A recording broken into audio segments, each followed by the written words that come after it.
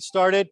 Hi, y'all. I'm Joe Powers. I'm the president for 2023, and Joe Richards, our treasurer. She is not here, but we're still collecting checks if you want to pay by check, or you can renew online with a little button on the skep. And then Mike Simmons, our vice president, and Kyle Wolf is our treasurer. So, okay, reminders. We're doing a survey. If you haven't done the survey yet, look at your last issue of the skep. Click the button that says click here to complete the survey, then just fill it out. The reason for the survey, one of the most important things out of it is to find out what you guys want to learn at these meetings. So we're trying to find out what everybody else wants to learn about, because the three of us and Joe, we all have our ideas what we want to learn about, but we really need to hear from you all so we know what everybody else wants to learn about. Mentor program, we're going to talk about that. We're going to meet with everybody after this meeting. After the speaker's finished, we'll stay a few minutes, like maybe 20 minutes extra, just talk about the mentoring thing and get the mentors and mentees all kind of up to speed on what to do. It is time to renew your membership. It's annual memberships, goes January through December. We don't meet in December, by the way. And again, it's on the skep. You just click that button, follow the instructions, you can do that. Okay, we have a lending library. We do classifieds on our website. Beekeeping events coming up. Houston Beekeepers meets Tuesday the 24th. Tuesday the 28th, this Sunday, the March 19th, is the livestock show and rodeo. Those of you guys working on your master beekeeper, you can get one of your 5 credit units for moving up by going and working a day there, which is pretty easy to do. And then we have a link there to sign up. It's basically you just go to this spreadsheet and fill your name in. And you get free parking for the rodeo too by doing that, which is pretty nice. Okay, then the way out, save the dates, June 17th is Texas Beekeepers Summer Clinic. And then September 9th is the Brazos Valley Beekeepers Fall Beekeeping School. All right, without further ado, Mike, if you'd like to introduce our speaker. Oh, I'll give you the actual tools. Yes, I did the rodeo last year. It was real fun. If you're gonna do it, it's like you really don't have to be that experienced of a beekeeper. It's mostly like 9,000 little kids asking all kinds of questions, real basic stuff. And then just wear comfortable shoes, because it's a long walk from the parking lot, and then you're standing there all day. But it was real rewarding. I'd encourage everyone to try to do that. So tonight's speaker is Bob Binnie, and the topic is on feeding bees. Bob and his wife Suzette own and operate Blue Ridge Honey Company in the Blue Ridge Mountains of Northeast Georgia.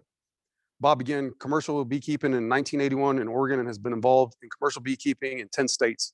He handles all beekeeping and sales, while Suzette manages the office, website, and shipping department. He's the past president of the Georgia State Beekeepers Association and did two terms on the board of directors.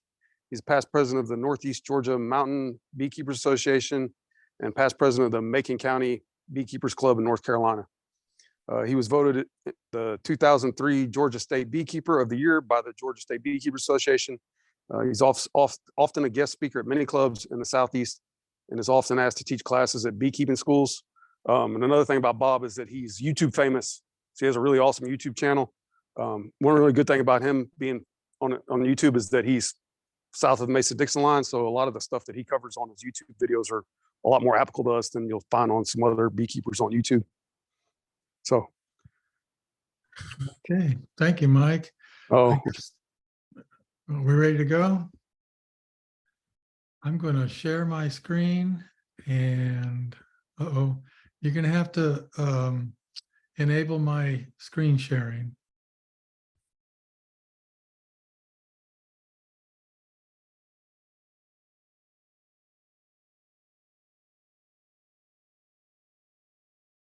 Mike, can you enable my screen share?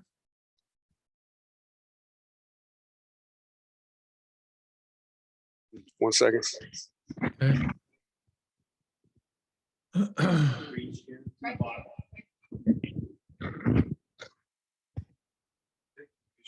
You should have it now. Okay. Yeah, there we go. Okay.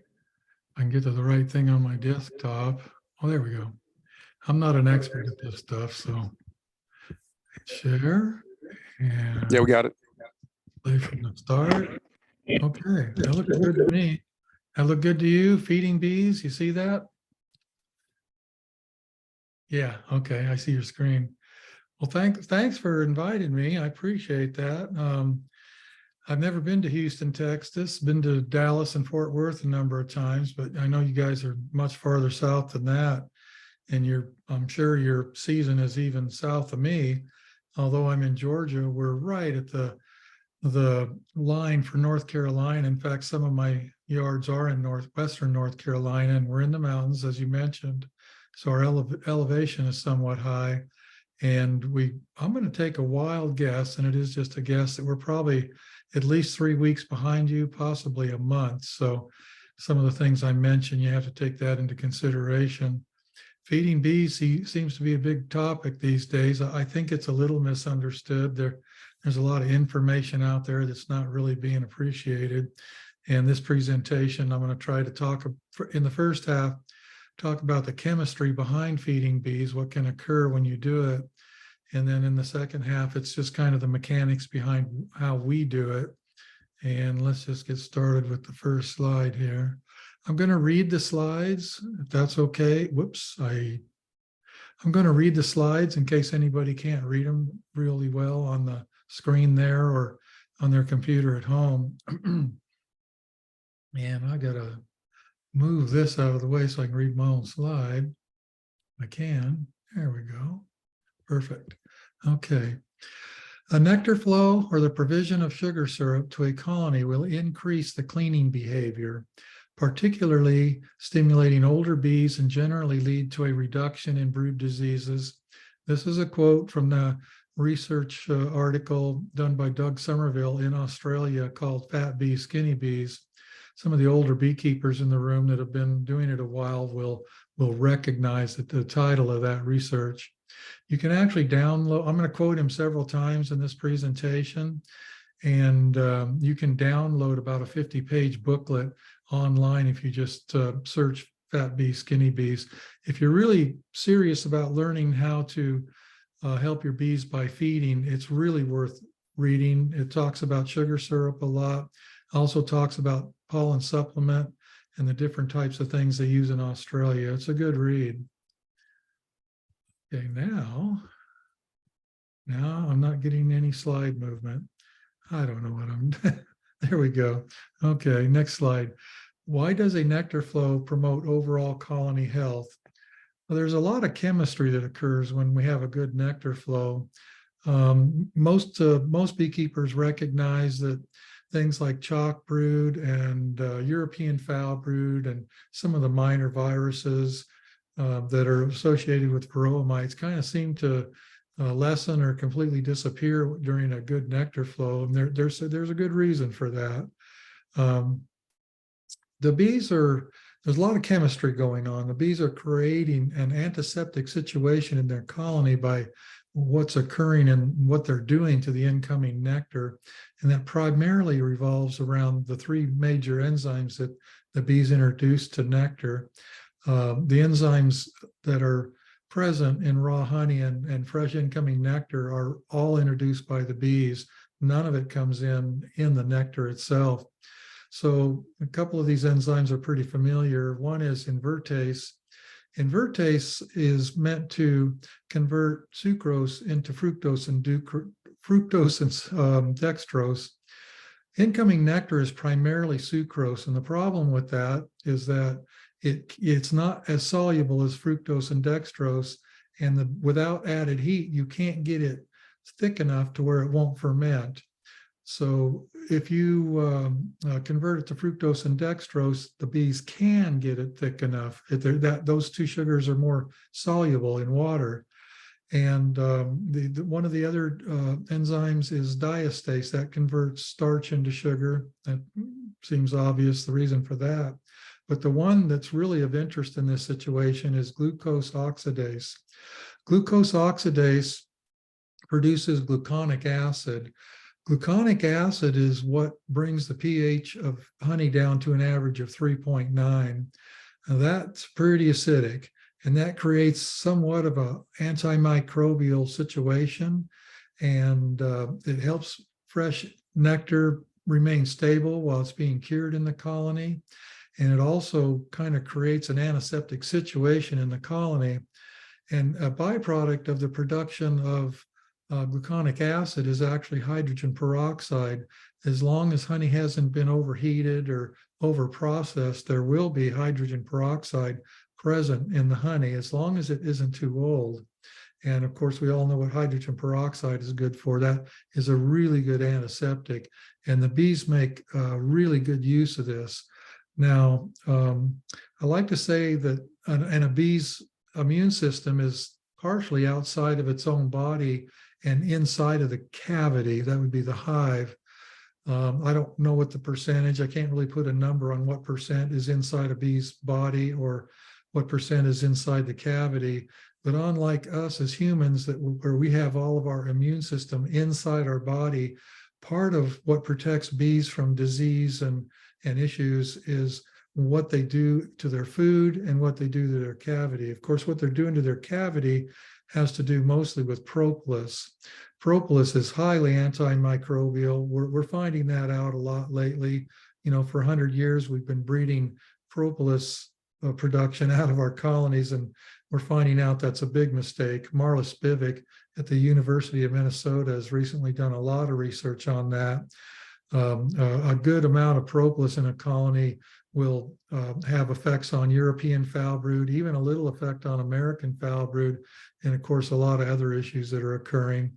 But the other part of this situation is what they're doing to their food. Honey being so antimicrobial is really part of their technique or the way they create an immunity within their. You got to think of a beehive as kind of as a whole being, a super organism, so to speak. Kind of like our body is full of cells that interact and talk intelligently to each other. The colony of bees is like that. You got to look at the colony as one person, one thing, and all the bees as individual cells, if you will, inside a colony.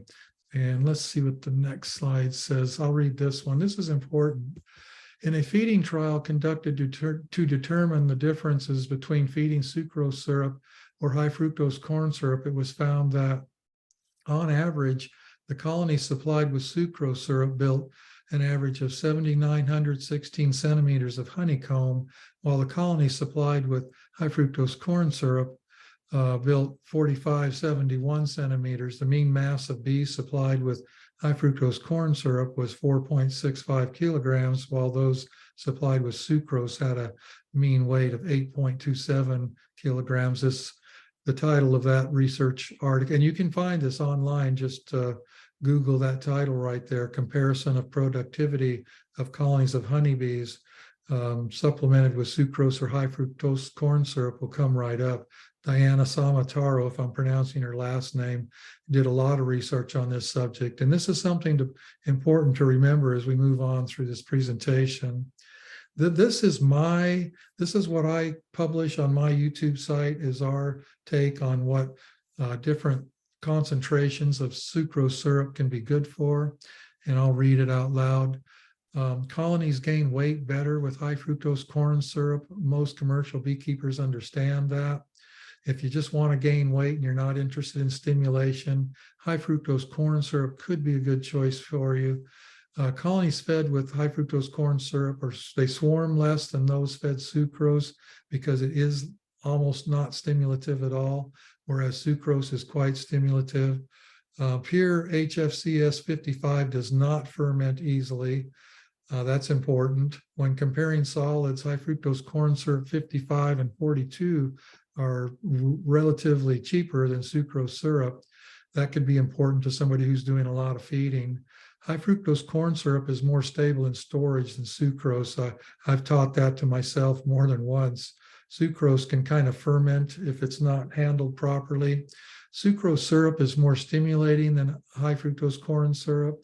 Colonies rear more brood, draw foundation better, and are healthier on sucrose.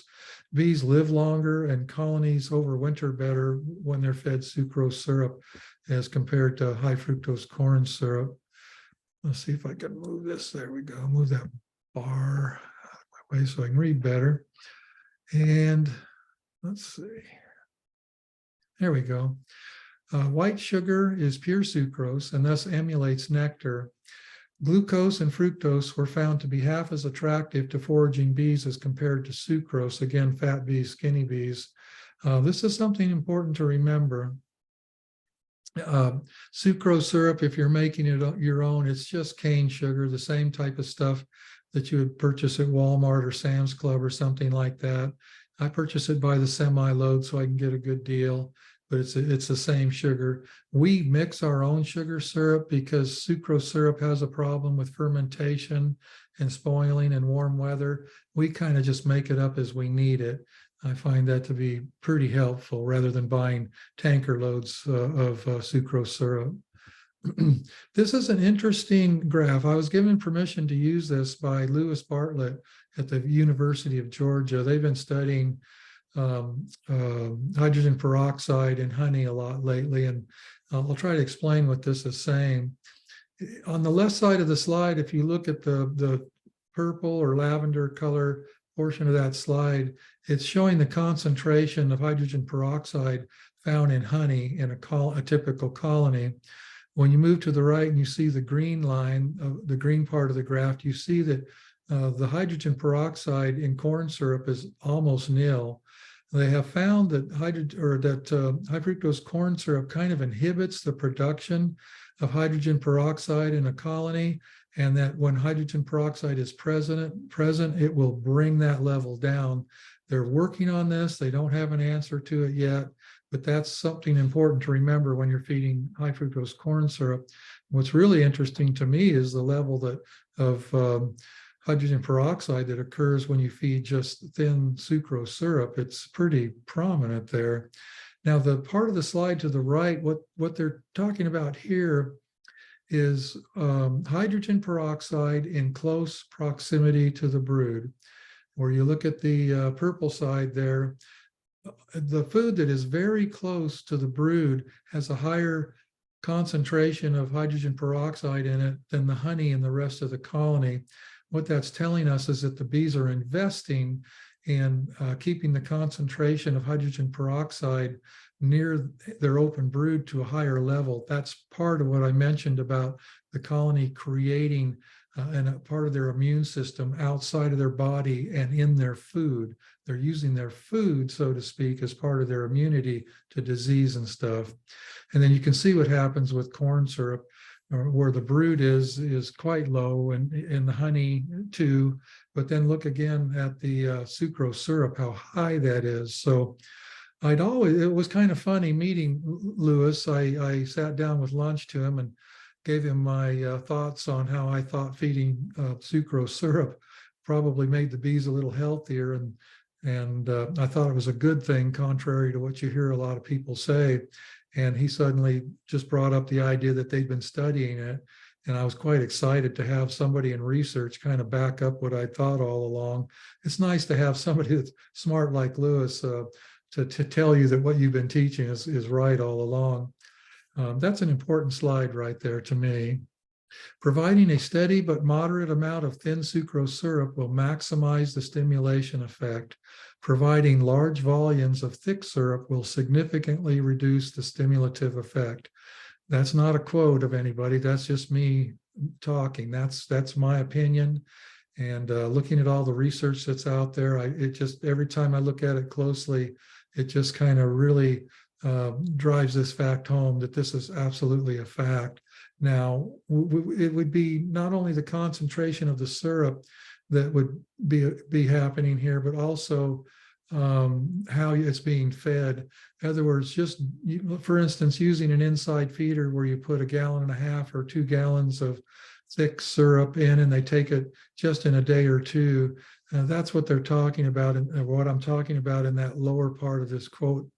The upper part would be something like feeding it slowly with bucket feeders or something where you can moderate the flow rather than those 2 gallons being dumped overnight. You can meter it out so it takes a week or possibly even 2. The provision of nectar continues to keep the brood area open and population replacement at a higher expanding level. This stimulus can be artificially created by the provision of sugar syrup. Again, fat bees, skinny bees, Doug Somerville. He's pretty much saying the same thing that I just mentioned. Now, this is, I'm going to show 2 pages from about a 24-page study that it was done in all places in Bangladesh. But what they found was pretty interesting to me. What we're going to be looking at on the next slide is what happens when you feed sugar and water in these 4 different concentrations, 1-to-1. That's a very familiar concentration to most of us. Most beekeepers have been taught that that's a good concentration to feed in the spring when you're trying to build colonies and stimulate colonies. And there's some truth to that. And then as it gets thicker, 1 part sugar, or thinner, I should say, 1 part sugar to 1.1 parts water, and then you got 1 to 1.2, and the thinnest being 1 to 1.3. Now, they did this during a dearth in Bangladesh, and the next slide is pretty interesting. This is the results of what they did. Now, the 4 columns, the 4 lines on the left represent the different concentrations of sugar syrup. And then the columns 3, 4, 5 represent the amount of brood found present in the colony. For instance, in line T1, we're seeing there is the eggs in the colony. We have 5.45% of the drawn comb that is covered by bees has eggs in it when you feed that concentration of sugar water. If you go down to T2, now 11.91% of the open comb covered in bees has 11.91 filled with eggs. And then you see as you go down, it gets higher and higher. The bottom T4, 1 part sugar to 1.3 parts water. You can see the huge difference in the amount of eggs that are present. And then the next 2 columns represent larvae and pupa. And those 3, of course, combined would represent all of the brood present in the colony. And you can see how the numbers are so dramatically different as the sugar syrup gets thinner. I've been feeding thin sugar syrup for a long time, and I really noticed this to be true. It was fun to find this research article that really showed the numbers. To me, it's pretty dramatic. The colonies even went out and somehow in a dearth found more pollen when they were being fed thinner sugar syrup. So that's an interesting slide. This is what I post when I'm talking to bee clubs, and I posted this on one of my YouTube videos. This is my take on what happens when you feed different concentrations of sugar water. When you feed 1 part sugar to 1.25 or 1.5 parts water, this is the concentration that's best for rearing a lot of brood, building comb without actually gaining excessive weight. It's highly stimulating. It actually elicits hygienic behavior, and that's really important because that's what fresh nectar is doing when it's coming in. Nectar can be quite thin, maybe 80% water, really, really thick nectar coming in might be half water, but that thinner sucrose nectar coming in is eliciting this hygienic behavior, and that's really important. 1-to-1, we're all familiar with that. I think that's really good if you're trying to build a nuke or build a package or build a swarm. You're not only trying to stimulate it some, but you're also trying to pack in some weight. I use that first concentration when we're just trying to build colonies for splitting. I don't want them to plug out with weight. I just want them to get full of brood and bees, and that real thin syrup accomplishes that. And then, of course, the bottom, 1.5 or 2 parts sugar to 1 water, that would be something you'd want to do in late summer, in fall, going into winter. It's not stimulating very much, but you will put on weight, and late in the season, that's probably what you want to do.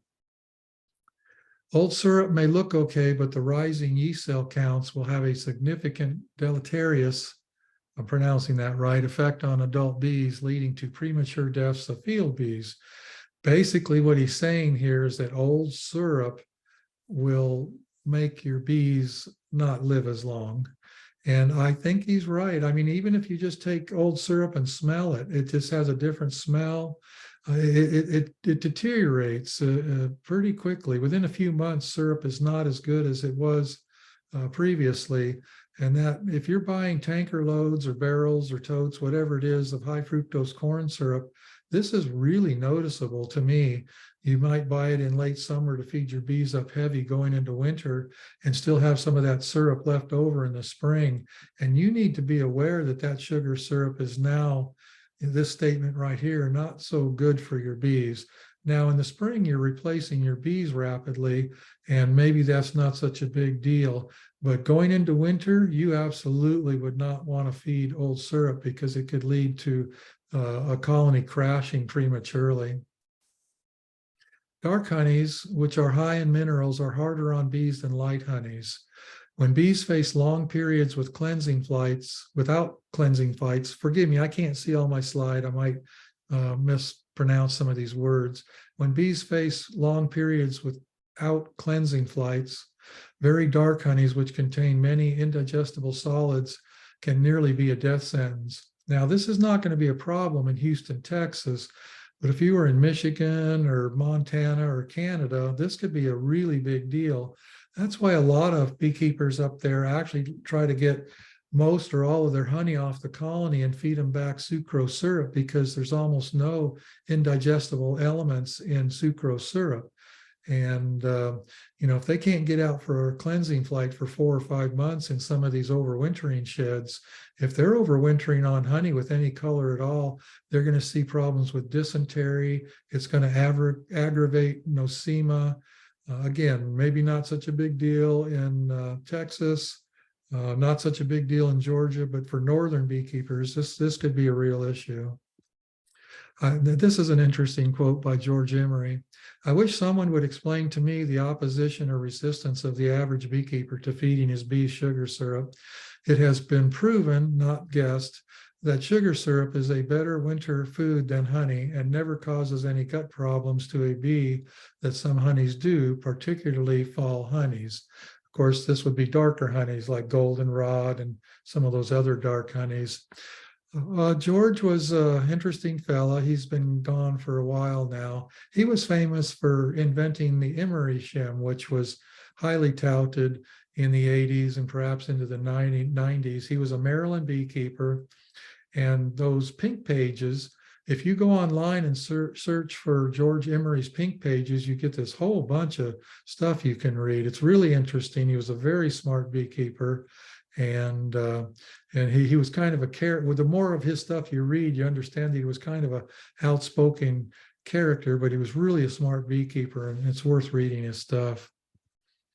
So this leads us into, it is not okay to feed molasses, sorghum syrup, maple syrup, fruit juice, Karo syrup, brown sugar, unrefined sugar, or powdered sugar, which contains starch.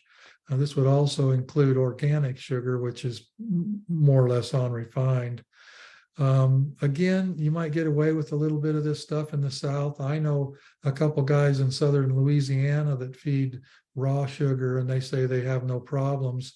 But even in the winter, their bees are flying almost every day.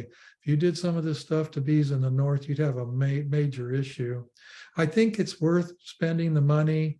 And maybe you'll find some of this stuff on sale, or perhaps a waste product at a candy factory or something like that. I used to kind of dabble in that sort of things, floor sweepings and all kinds of stuff. And I really have come to the conclusion that for me, it's worth just spending the money, get sugar that I'm confident is clean, and I think my bees are better off for it. Okay, now we're kind of getting out of the chemistry part of feeding, and I'm just going to start talking about how we feed. And I got to be careful with this. I always like to make sure everybody understands that I understand that my way is not the only way and may not be the best way for you. But it's always helpful to see how other guys are doing it. It might give you ideas of how you might want to do it. Again, we all know this. If you ask 3 different beekeepers a question or how they do things, you're going to get 4 different answers. So this is just my way, for better or worse. My favorite feeders are buckets. And I'll explain why in a minute. I like 1-gallon buckets and 2-gallon buckets. We actually drill a hole in the lid and we use tent plugs. And this is a picture of me pulling a tint plug out of a bucket. Tint plugs that's something left over from the past. You can still buy them. If you go to a paint store and you see these gallon buckets or large containers of tint for paint, quite often they'll have that plastic plug in the top that you can just pull out. They look a little like they might not last a long time, but they do last a long time. And we purchase them by the case, which is, it's a lot. It's over 2,000 in a box. And if anybody's actually, after I'm done talking, if you find these interesting and want to purchase just a few, you can call our store.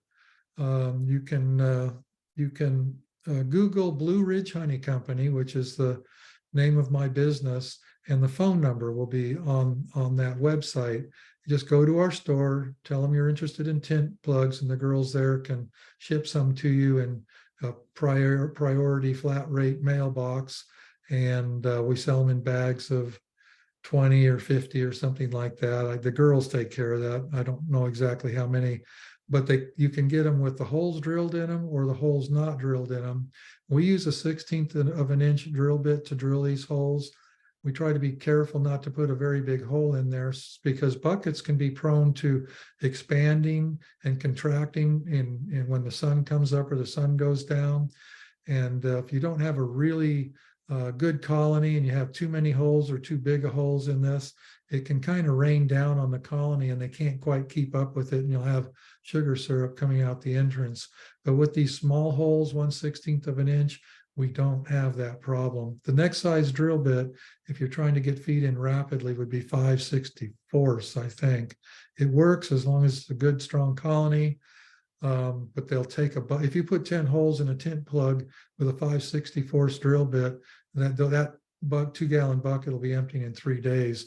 I actually want them to last a while. Back to my statement where we try to meter the thin syrup out over a week or two. That really gives you the best stimulative effect. We quite often will just put 2 or 3 holes in a lid on a bucket, just to kind of keep the bees up, a little bit stimulated, a little bit of brood rearing during a dearth. It really works too. I'm guessing surely you guys got a dearth in the summer like we do. Our dearth really comes between late July and late August. There's a month there where there's just nothing happening and the bees can kind of fall off a bit.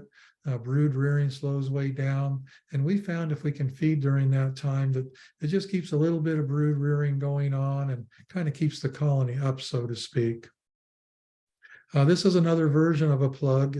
These are sold by Better Bee. It's a stainless steel screen embedded in a plug. You have to know, though, that the syrup's going to come out of there a lot quicker. If you got a good, strong colony, they will empty your 2-gallon bucket in just a couple days with those kind of plugs. And, maybe there are times when that's a good thing when you're trying to put on feed fast. I don't mean to be critical of them. There's just a time and a place for using both these styles of plugs. For a 2-inch tint plug, we drill a 1 5/16 inch hole in these bucket lids, and that makes the tint plug fit really tight in there. Now, we don't ever, let me back up. We don't ever take the tear tab off of our bucket lids. We never take the lid off the bucket. We just take these tint plugs out to fill the bucket. Once you take that tear tab off of a bucket and you start removing the lid in order to feed or to fill the bucket, you're going to find that eventually you're going to start to have seepage around the gasket. If you leave the lid tight with the tear tab intact and you just use the tint plug to feed through, to fill the bucket, these buckets last for years without seeping at all. And again, the tint plugs last a long time too. So of course, you're going to wonder, how do you clean the bucket? We just splash around a little weak bleach water in the buckets, splash it around, let it sit for a minute, and then rinse it with hot water. And of course, it doesn't get it quite as squeaky clean as it would if you took the bucket lid off and used a brush, but it's plenty good enough. It kills the mildew or anything that sugar syrup might have started to grow in the bucket. In our migratory lids, every lid I have, nuke boxes and hives, we drill a 71 millimeter hole, which perfectly fits the metal lid that goes on a quart jar, which is we call a 70G or a 70 mm lid. And it seems a little large to some people, but the reason I like those larger holes is because we do use jars sometimes. If it's a small colony that's only 2 or 3 frames or a nuke box, we might give it a 5-pound honey jar. You know, they're a little too small perhaps to take a bucket. And so I like that bigger hole in there. And if you're worried about water running down the hole, you know, a little bit of moisture can kind of leach under the bucket there. If it hits this little canning jar ring, the water just runs around it and out the other side. So if you're worried about water dripping on, you can use one of those. Honestly, in the summer with a decent colony, we don't even worry about it. The little bit of water that goes down there in summer just seems to be a non-issue. If it's cold, that's a little different problem then. We just, you know, metal lid, like a quart jar lid, we just use a 2-penny nail and punch anywhere from 1 to 4 holes in those lids.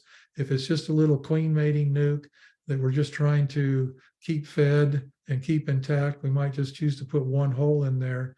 If it's a 5-frame nuke and we're trying to draw foundation in it, 4 holes works really good. Again, there's a good picture of a 5-pound honey jar. They're one of the better jar choices for feeding. They're really expensive, but now that you really can't find half-gallon mason jars with a standard 70G lid ring on them, this is probably the best choice. They're almost $3 a jar, I think now.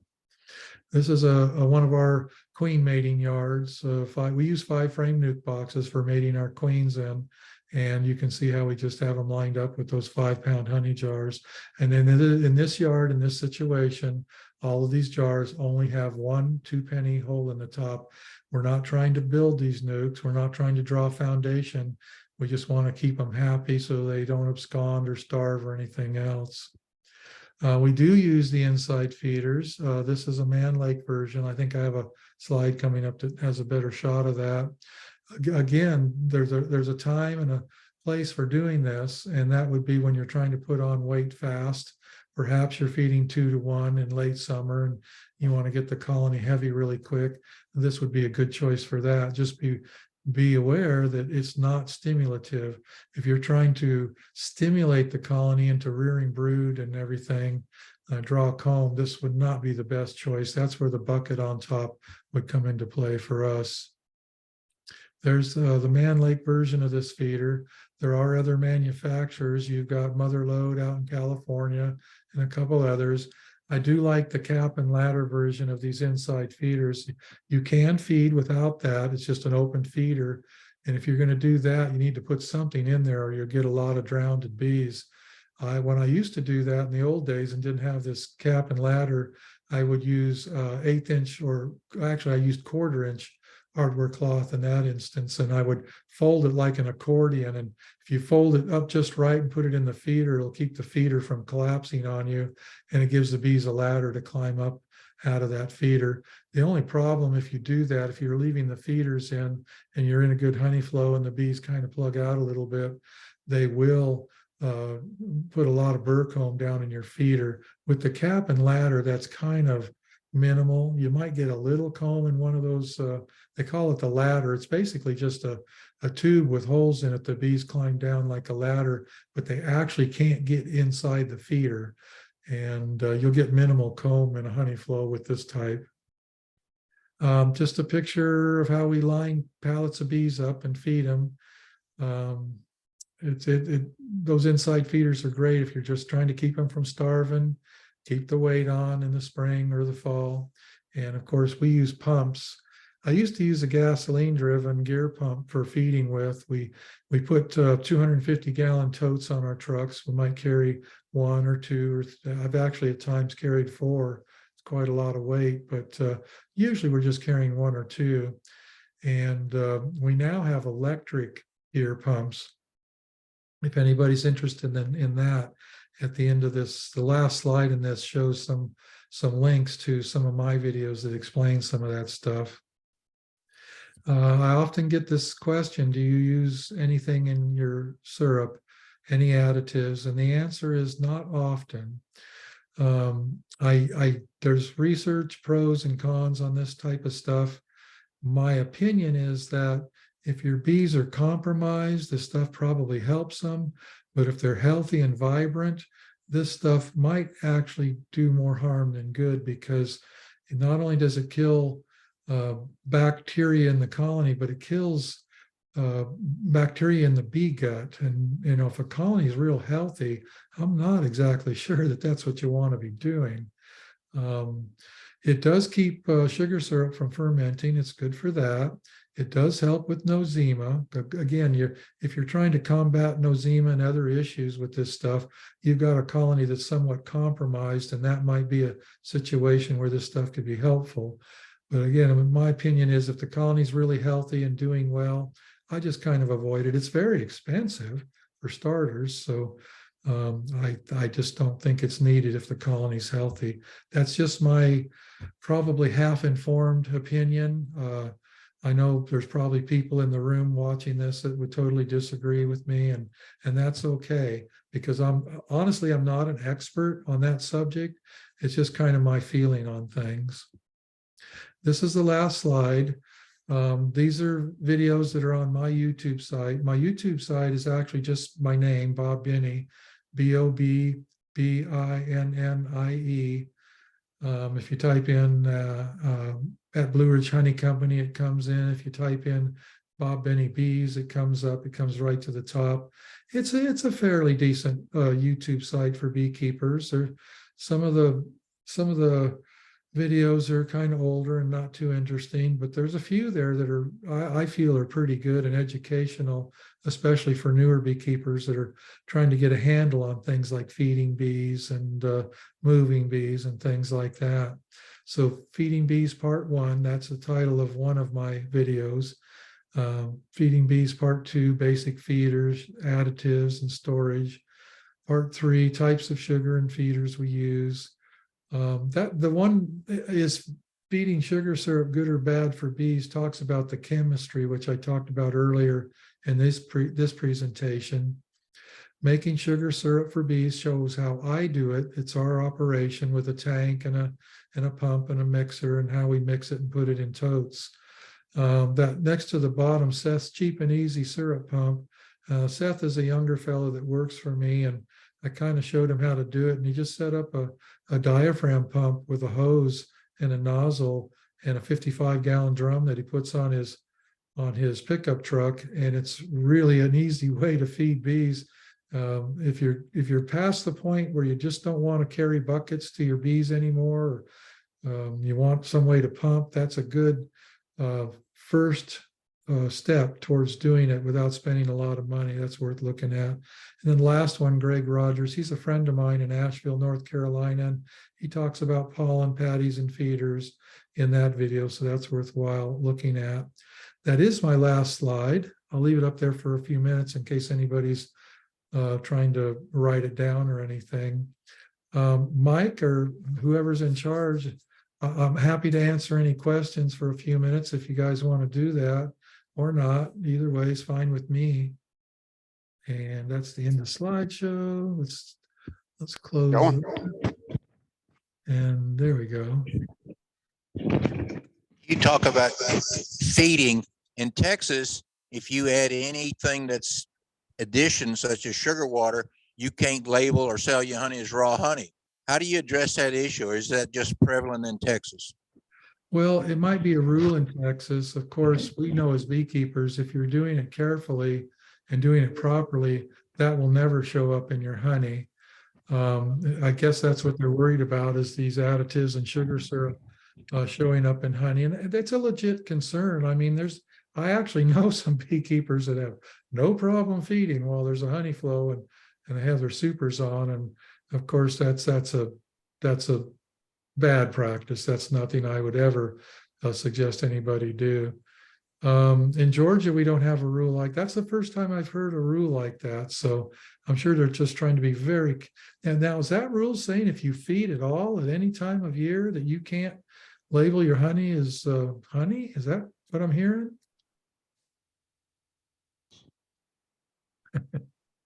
No additives added to it. I don't think you heard that one. In other words, in Texas, I think this was passed a couple years ago. If you sell as a small time thing selling raw honey and label as such, it can have no additional additives such as sugar water or anything in that honey to be able to sell it as raw honey. Oh, I misunderstood. I'm sorry. I thought you meant if you feed the colony at any time, you couldn't do that. No, I absolutely would agree with that. I mean, that's not honey if you're adding sugar syrup to it. If you're feeding bees sugar syrup while they're making honey, that's a terrible practice. I would agree with that rule. That's a good thing. I'd have to look that up, but I think you can still feed bees. You just can't feed them when you got honey supers on. Right. That's legit. You want to go? It might not be important. You didn't mention it, so it might not be important, but on the slide that you were, that was so interesting about the ratio of sugar to water, there were some parenthetical letters, A, B, C, D. And as I was looking at it, I was wondering, did those have any significance? I was just wondering. I'd have to go back and look at the slide. I'm sure they probably do. Sometimes that could be talking about, gosh, I could go back to it.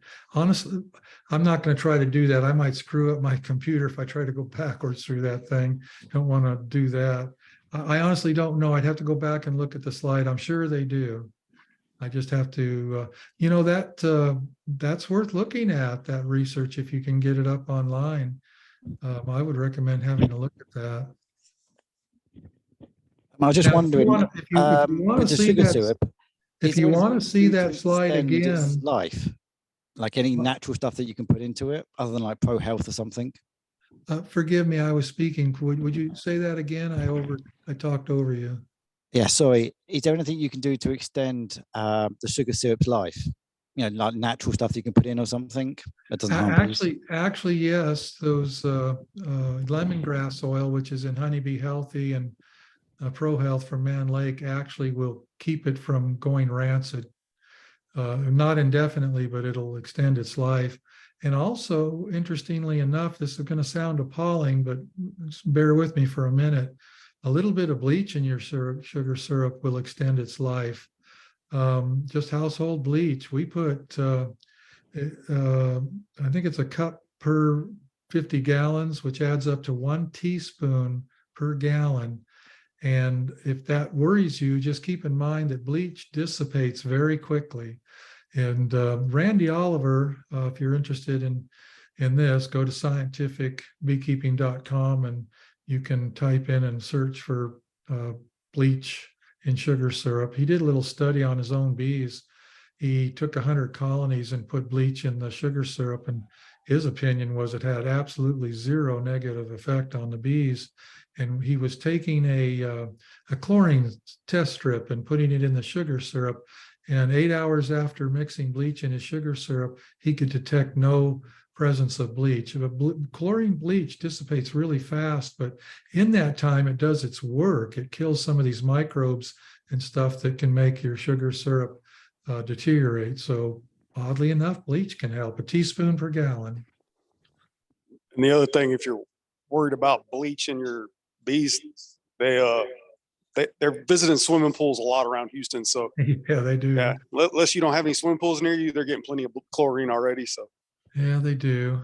For anybody listening that's worried about that, you can get non-chlorine shock and chemicals for your pool that have no chlorine.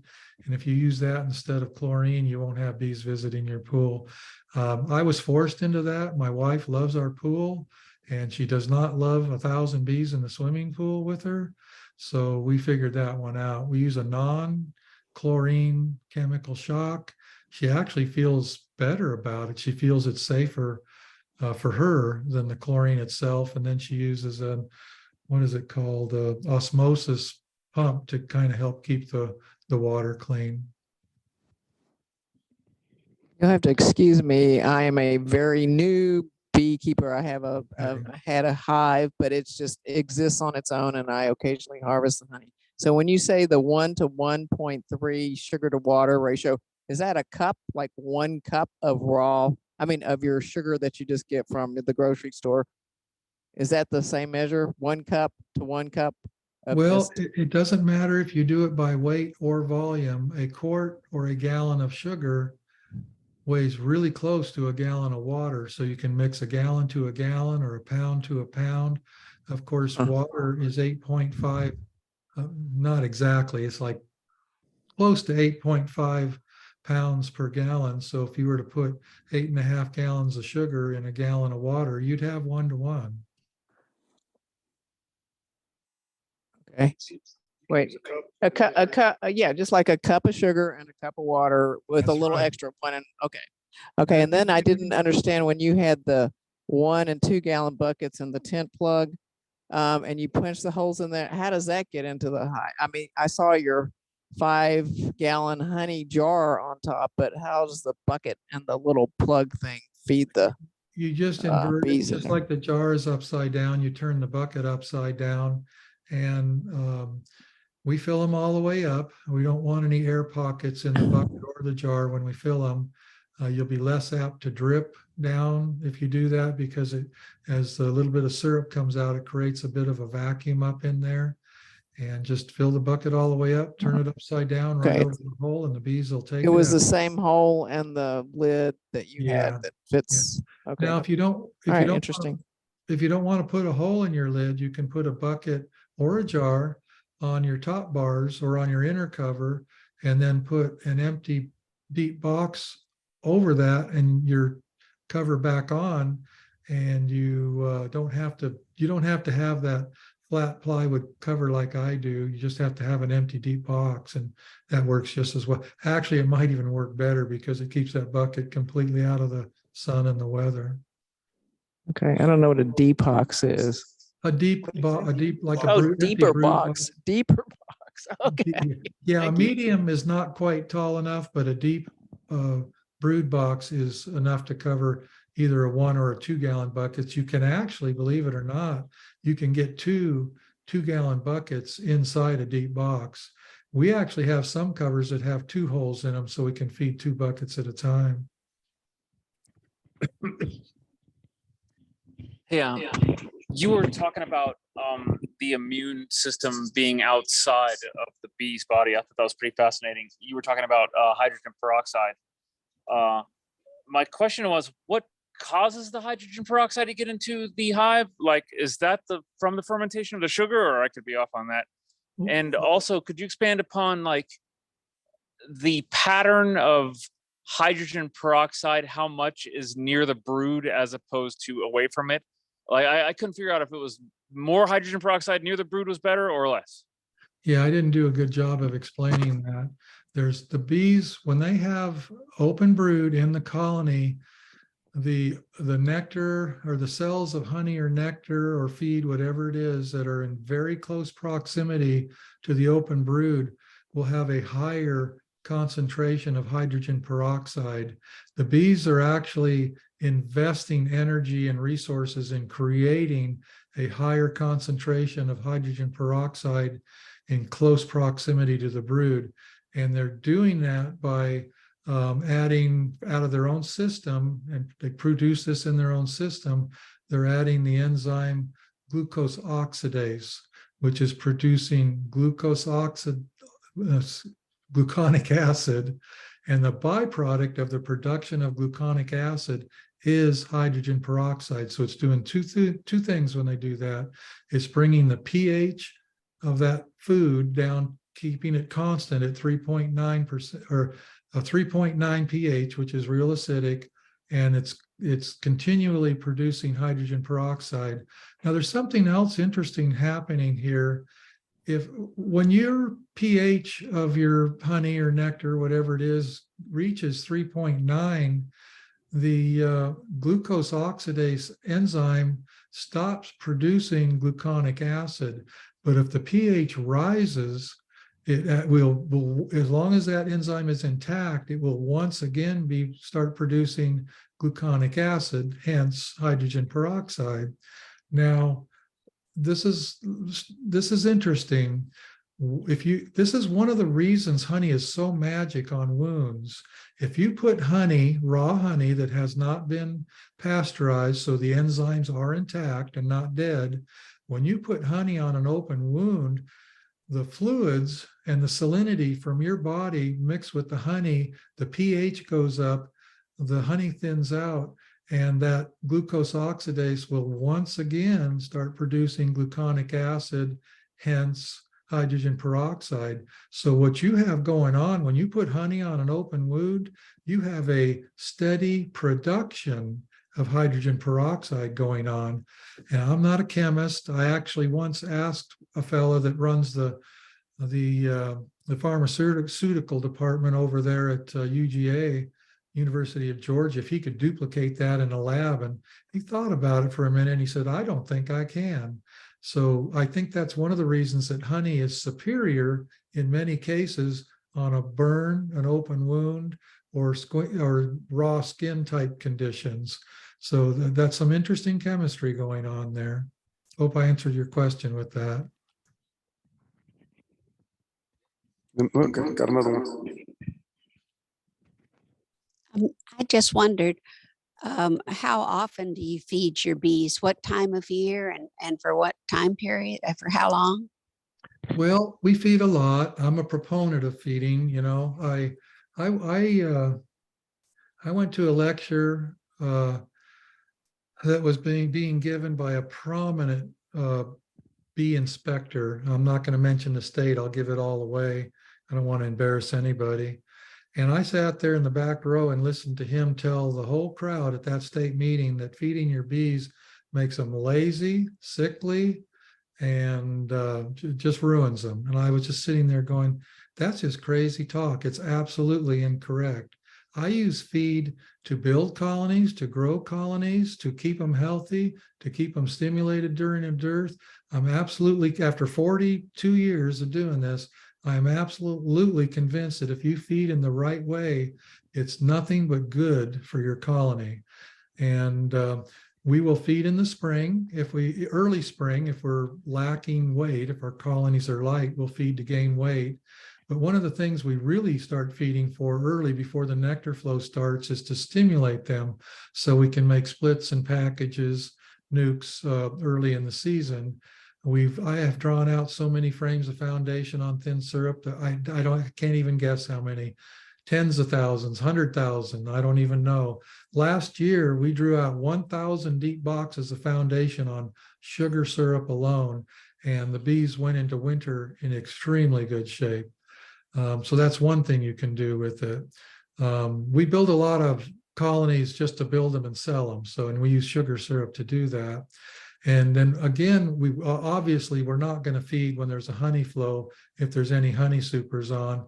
But even if there's a nectar flow, we might keep the buckets on them just to make sure that they keep growing and being stimulated, you know, during a rainy spell. We live in a very rainy place. We're much different than you folks. We're one of the top 5 wettest counties in the USA. We routinely get over 80 inches and up to 120 inches a year. So if it's going to rain for 4 or 5 days, I'd like to have that bucket on top so the bees keep growing and they remain stimulated. And then again, in that dearth in August, we'll feed thin syrup to keep the bees somewhat stimulated during the dearth. And I actually start getting ready for winter super early. I don't wait till, you know, October to try to put on weight for winter with heavy syrup. We start really early, like in late August and early September, and we use that thinner syrup and just feed them more of it. And it kind of emulates a nectar flow, keeps the bees stimulated. You got all that healthy chemistry going on in a colony. And so we will feed like, you know, 1 1/4 parts water to 1 part sugar through September. And then in October, we'll thicken it up to 1 to 1 or 1 1/4 parts sugar to 1 part water to start, you know, putting on weight. I have no problem feeding for, you know, 2 or 3 months steady in the late part of the season. So I use feeding as a tool to accomplish a goal. And so I approach it much differently than many people. I do not simply feed to put on weight. I use it for a purpose in many instances. Hope that answers your question. That was a long answer for a short question. I'm sorry. Yeah, I did some of Bob's this last summer and I had really good results with it. Like, yeah, so I fed all through the summer. I fed a lot of thin syrup because I was trying to do splits. So I was Yeah. able to do splits like super late in October. Oh, And I wow. fed them real heavy to get some weight on them right before or right after the goldenrod flow stopped. Yeah. They've all done pretty well this winter so far. If We're you're- lucky here though, because I fed my bees last week. So If you're trying yeah, to because I had a couple feed- that were light. So Oh, yeah. If you're trying to feed simply to stimulate and draw comb, but you don't want to plug them out and you want to continuously feed and they're gaining too much weight and they're plugging out, just make your syrup even thinner. I mean, you can go 2 to 1, 2 parts water to 1 part sugar, and they'll do all of that stuff, but they won't gain any weight. So you can really manipulate this situation with the concentration. And again, not just dumping it on them, but feeding it in such a way that it's kind of metered out over time. Kind of emulate a moderate nectar flow, so to speak. you have any other questions? Hey, Javier, you want to ask yours online? Yes, I do. How are you guys? Hello, can you hear me? Yeah, we got Well, I can hear you. Hey, Bob, how are you? Good. Awesome. Bob, I think that maybe on the last question, you probably already answered it. And the question is this. So I don't know if you have any strategies or have one in place. For example, this past December here, we ended up the month of December at 78 degrees. So the bees were very active. And obviously, because they're active, going out to find absolutely nothing, they are still consuming resources, right? So the climate is not helping. The idea is to keep feeding without stimulating to rear brood, because there's nothing out there. So I've been using the 113, 115 ever since the last 2 years when you mentioned it. And so right now I'm feeding 115, 2 quarts every other week, 2 quarts or a gallon every other week, just to try to keep it going without actually stimulating to rear. So that is the question. How do you stimulate? Do not feed him without stimulating. The thicker the syrup, the less stimulating it is. You have to use heat to get sugar syrup really thick, but you can get it even thicker than 2 to 1. And if you do that, it'll be much less stimulating. The least stimulating thing you can do to feed a colony is to simply give them granulated sugar, that's not syrup. It's really common to do that in the Southeast. Around here, they call it the mountain camp technique, feeding technique, mountain camp. I don't know where that name come from, but it's simply a matter of putting newspaper on the top bars and putting layers of misting the paper with a little water, then putting a layer of granulated sugar on there and misting it with a little water so it gets just a little bit cakey. And the bees will treat it like stored honey. They will not eat it unless they need it. The drawback to that is if they don't eat it, you got a little bit of a mess to clean up. But it does not stimulate them, but it will keep them from starving to death.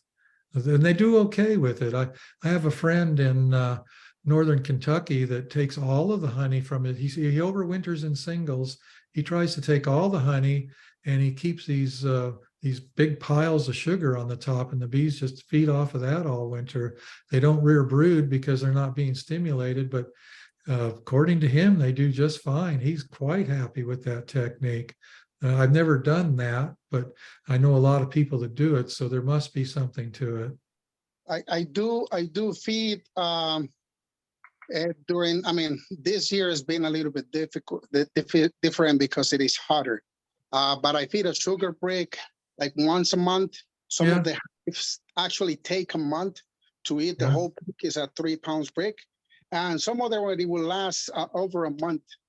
And what I seen is when I put the brick, they become immediately, I mean, it is very active, very, very active. You see them, you see the difference between the colonies that have the sugar brick and the ones that doesn't. That's interesting. Are you putting any additives in there like Honeybee Healthy or anything? No, what I did is put 2 milligrams of thymol. I use the Randy Oliver's thymol formula, not to stimulate rubbing and also to prevent fermentation. Okay. So I do put a couple of spoons of pollen substitute, the Okay. sugar, vinegar, thymol. Well, it sounds like the thymol would inhibit stimulation, but the pollen supplement would Will do. complement. It's like you got 2 things doing 2 different things. Just trying to give them a little bit of protein, but yeah.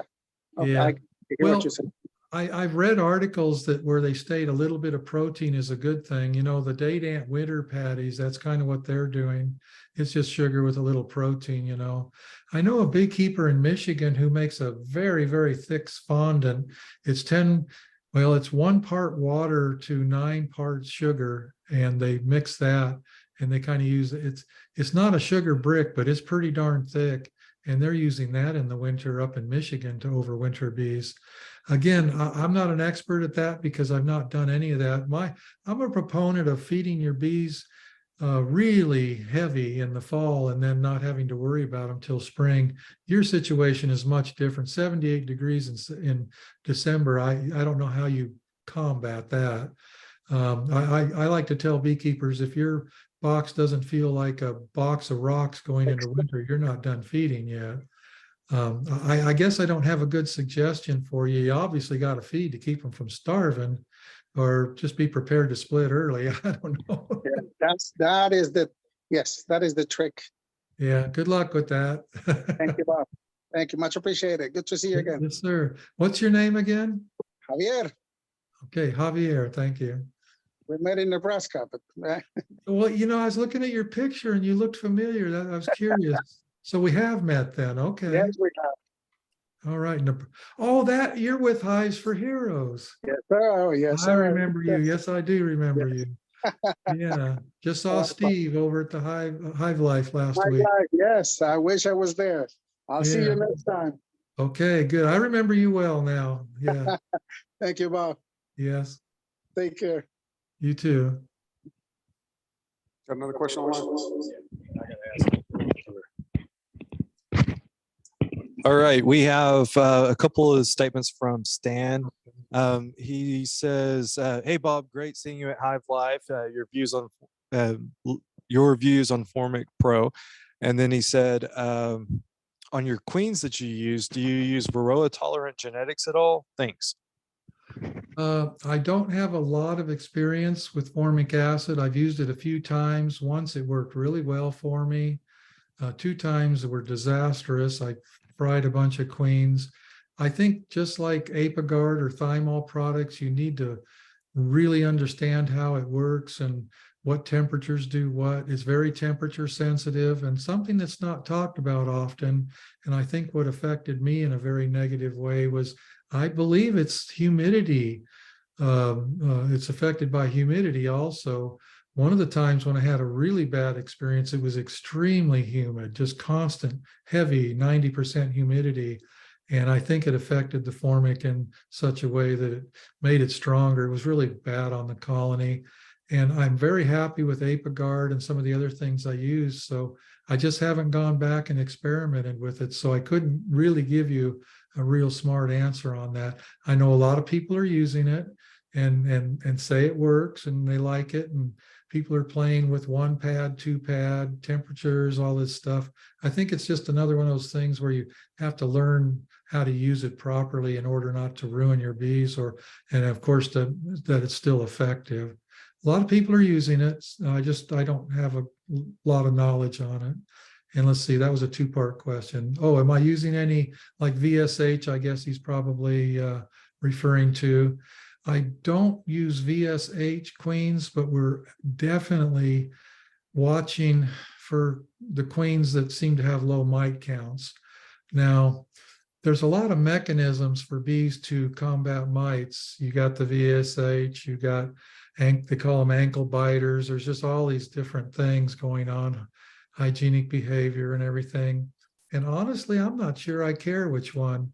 If I go into a yard of 20, let's just say 20 colonies for easy math, and you do a mite wash on all of them, and 18 of them have a high mite count and 2 don't, very low.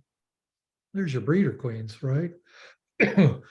Provided they haven't dropped a mite count because of swarming or something like that. I mean, if you're confident that colony hasn't swarmed and had a brood break and that they all were really acting the same through the season, if you just constantly pick from the colonies that have a low mite count, you are breeding for mite resistance, even if you don't know how they're accomplishing that.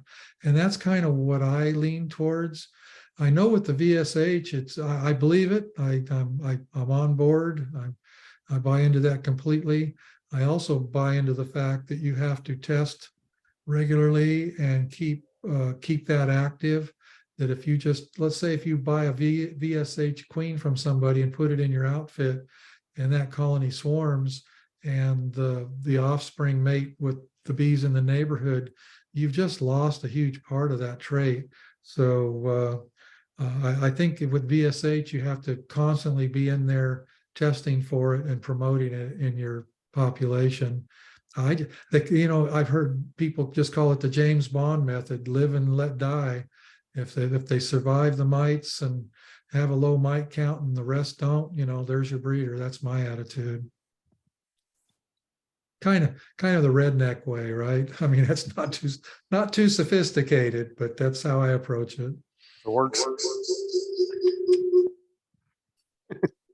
Are there any other questions? Oh, got one more. One more, okay. Hearing about the new bee vaccine and what is it against, and does that disease affect the bees like what we have here in Houston or not? I'm in an unusual position. Nobody really knows this, but you'll be the first to hear it. It was actually the studies done in the USA by the University of Georgia were done on bees they got from me. I'm actually meeting with Keith Delaplane and Jennifer Berry tomorrow. They run that lab.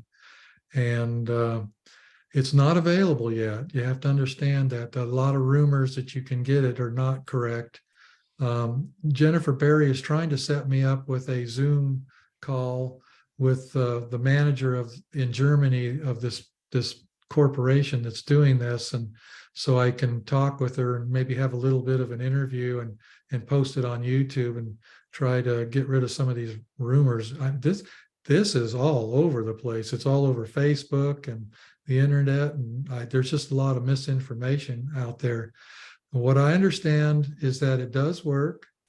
It works. You put it in feed that you give to the queen, and that it's something that passes through the queen into the eggs, into the larva, and so on. And it does vaccinate the colony. But the question I'm going to ask Keith and Jennifer tomorrow, I might know the answer already. If that queen dies and they raise a new queen, is that colony still vaccinated? I don't know the answer to that. I'm going to try to learn some of this stuff and share it in the very near future. Again, I can't give you a smart answer. I can't tell you whether I do it or use it or not, but I hope to learn a lot more about it here really quick.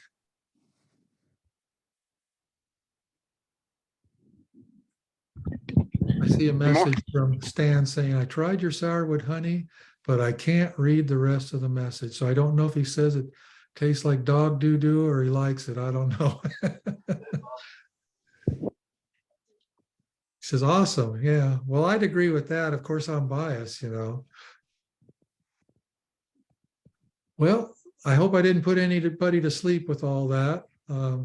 I enjoy doing these things with groups like y'all, and hope it was worthwhile. Hope it was time well spent. And are there any other questions or anything else I can do for you?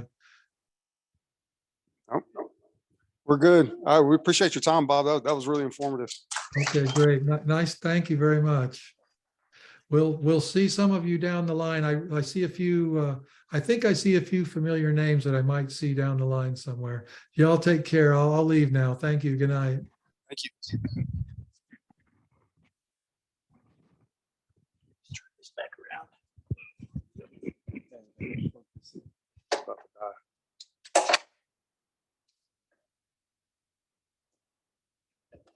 Thing's about to die too. It's okay. Okay. All right. Let's hold this. Okay, so just real quick to close out the meeting. For those of you who haven't been before, we only do this kind of Zoom presentation long distance once or twice a year. Most of the time that speakers are actually here. So this is just an unusual, a really good speaker we could get, and we can't get him here except by Zoom. And so we've had like the Randy Oliver guy he was referring to. We've had some other speakers like that that like live in California and stuff that we can't afford to get to Houston, but we can get them here by Zoom, which is pretty good. And we can still learn from these guys. So that's why I do that from time to time. So our meetings every month are on the third Tuesday. So that next meeting is going to be, let me look here real quick. When is our next meeting? Oh, you didn't put it on here. 21st of February. All right. So reminders, do the survey. It's on the sketch. Renew your dues. It's like $25 for individual, $40 for a family. You can check out stuff from our lending library. As most of you guys know, we have equipment to do extraction with. Probably nobody's doing that right this second, but when you're ready to do that, we have a system for checking that stuff out. And then if you want to go to Harris County Beekeepers, that's next Tuesday. And then the Houston Livestock Show and Rodeo, we have a link to sign up for that, which is really kind of fun. If you sign up for the day shift, you get all the kids coming in from school. If you sign up for the night shift, you get a much more interesting cast of characters wandering over from the rodeo. And then the big clinics are in June is the summer clinic for Texas Beekeepers. That's 17th of June. And then Brazos Valley Beekeepers Fall Beekeeping School in next September, September 9th. I think that's all we have. So everybody who's interested in